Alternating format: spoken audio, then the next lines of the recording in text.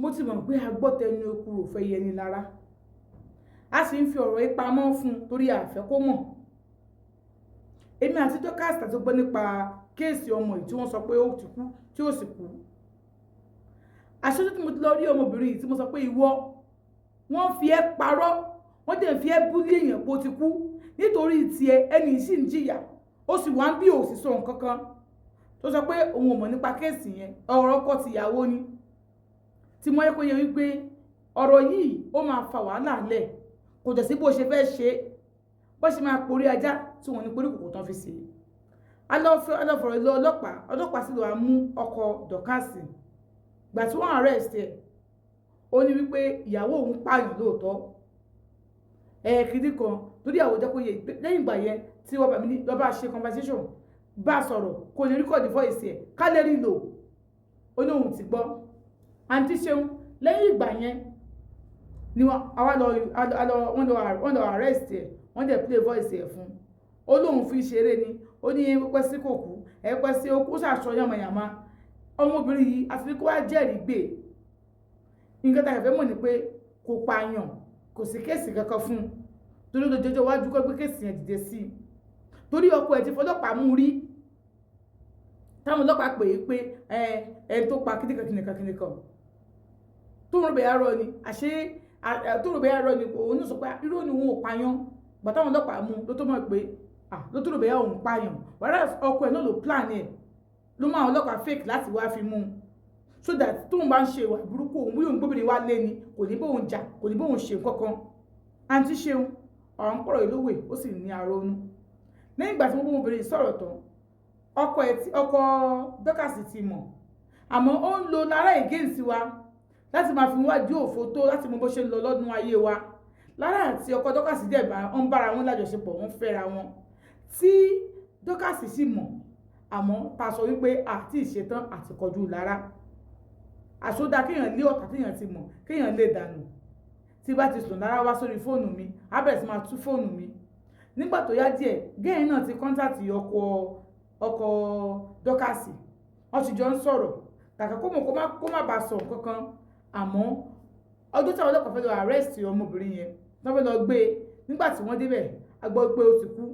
àwọn ọlọ́pàá ọgbà wọ́n láti kó wọ́n rí òkú ẹ̀ wọ́n lọ sí ibi tí wọ́n mọ́túárì tí wọ́n gbé sí wọ́n rí òkú ẹ̀ wọ́n ló ya hàn díẹ̀ nínú pé nìkan ló fún lọ́rùn pa mọ́júmọ́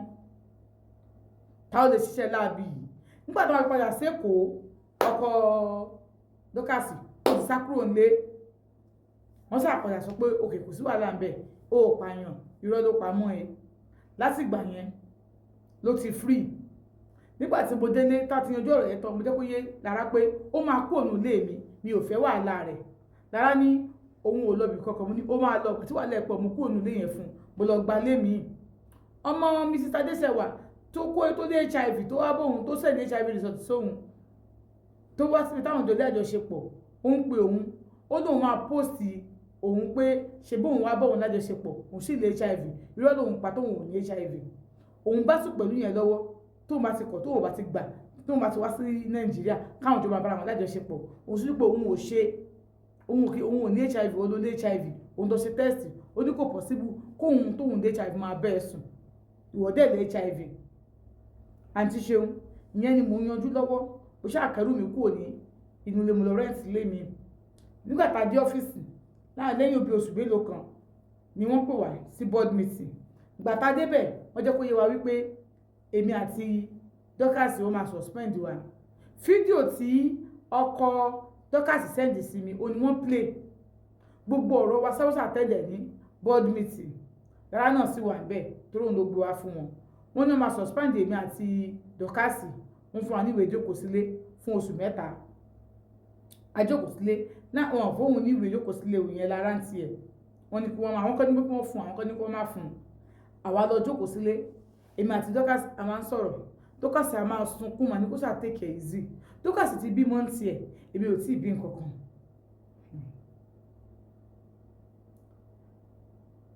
mo máa lọ́dọ̀ dájú mi ní ẹ̀kọ̀ọ̀kan nígbà tí wàhálà ìṣẹ̀lẹ̀ mo máa ń lọ bẹ̀ dáadáa. lẹ́yìn ìgbà yẹn àǹtí Ṣeun tá a resume padà ní 3 months adébẹ̀ padà wọ́n fún wa ní ká máa ṣiṣẹ́ wa lọ à ń ṣiṣẹ́ wa lọ àṣebáṣe kúrò bẹ́ẹ̀ ló ń pe Lára ni wọ́n gba ibi tí ó ń kọ ibi tó kọ nǹkan sí tó sì yẹ ibi tí ìwé tó fi ibi tí fídíò yẹn wà wọ́n gbà lọ́wọ́ ní kò delete ẹ̀ wípé kó má gbé rẹ̀ síta o because ó máa ba orúkọ iléeṣẹ́ náà jẹ́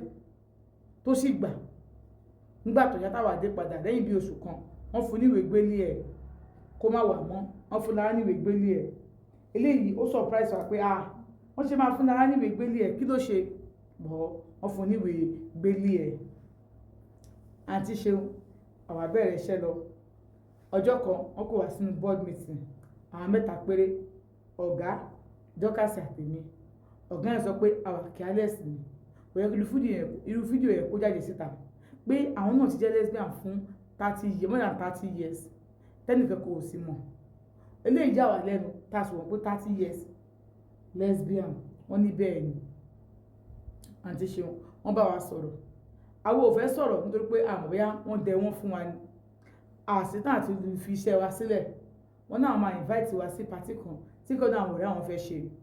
pàtí yẹn lèmi àti ẹ̀jọ́ lọ pàtà débẹ̀ a rí pé bra àti pant lásán ni wọ́n wọ̀ tó wà nínú yàrá ìyẹn ọ̀gá yẹn wọ́n ti dàgbà ó àlọ́bá wọ́n ní kébì àti Dorcas kájọ máa ṣeré fáwọn káwọn máa wò wá wípé àwọn ò ṣe bọ́ nísìnyí àwọn kò máa ń sanwó fáwọn tó máa ń dóra àwọn ṣèjú àwọn ni eléyìí máa jò torí pé ìbàdàn Dorcas àtijọ́ sọ̀rọ̀ pé a fẹ́ ṣe kinní ìmọ̀ torí Dorcas ti bímọ àwọn kan gbẹ pé a fẹ́ ṣe mọ́ ká stop ẹ̀ ká má ṣe mọ́ ìyẹn ká dá dúró àmọ́ nígbà tó pẹ́ wọ́n tẹ̀dí fún one drinks àti mú ojú wa ti lẹ́rì a bẹ̀rẹ̀ sí ń bára wa ṣeré ìyá ìrí wa inú ẹ̀ dùn ó fún mi lówó ó fún Dorcas lówó bá ṣe máa bí ẹ̀ ṣe máa ń pò wá nìyẹn lẹ́ẹ̀kọ̀ọ̀kan láàrin ọ̀sẹ̀ ìgbà tó yá òkú Dorcas mo ní nǹkan yìí mo fẹ́ stop ẹ̀ kì í ṣe pé mo fẹ́ stop ẹ̀ torí mo ti rí àwọn ewu tí lesbian fi ojú tí mo kò nínú lesbian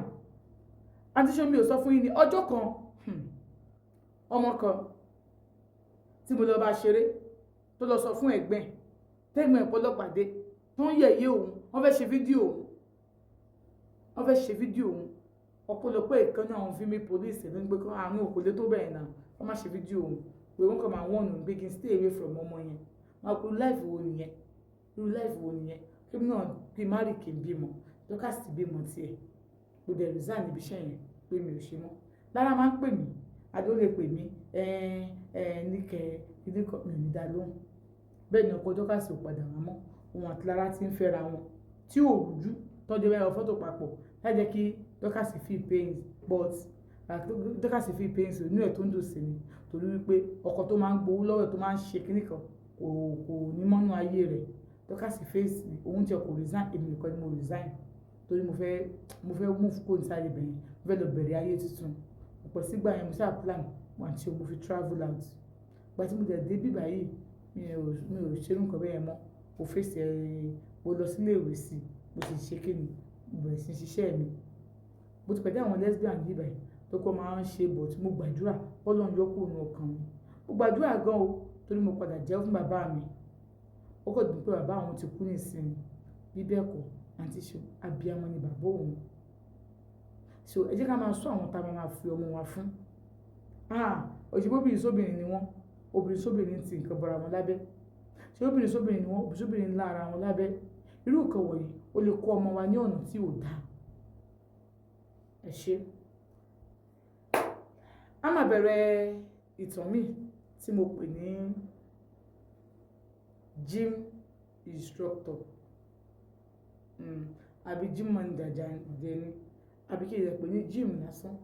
arábìnrin kan ló sọ arákùnrin kan ló sọ̀rọ̀ yẹn fún mi pé òun ṣiṣẹ́ ó ṣiṣẹ́ dìsìn as gym kínní àmọ́ kò sí obìnrin tó kọjá níwájú òun ìyàwó ilé ni o single ni o tọwọ́ òun kì í bá ẹ ṣe.